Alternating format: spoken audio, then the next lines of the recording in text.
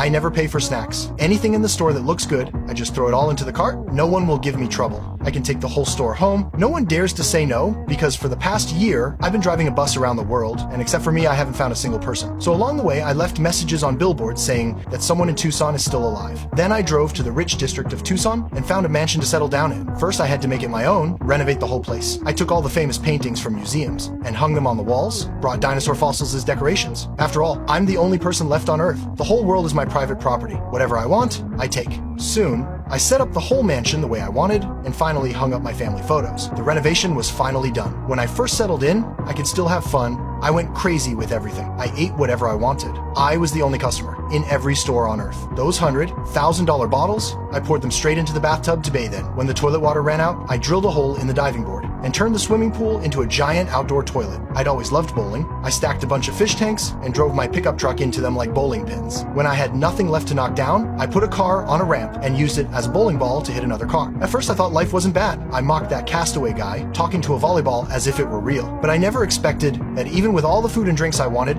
in less than 6 months, I'd be worse than that abandoned guy. Not only did I start talking to volleyballs, I used all kinds of balls as companions, but even in this world with no women, I still felt unbearably lonely and hopeless. From then on, I stopped caring about my appearance. Trash piled up like mountains. When my will to survive completely disappeared, I drove to a remote place and decided I didn't want to live in this world anymore. But as I headed toward a huge rock, I suddenly saw something. I slammed the brakes, stopped, and jumped out to look. Thick smoke was rising in the distance. There were other survivors. Sure enough, I found the campsite. The clothes hanging on the line were all women's clothes. I couldn't hold back my excitement. A woman's voice suddenly came from behind me. I was so excited I fainted right there. Then a beautiful blonde woman appeared. She quietly told me she found this place because of my signs. Seeing such a young and beautiful woman, I was so excited I fainted again. The woman rushed over and gave me CPR. I woke up.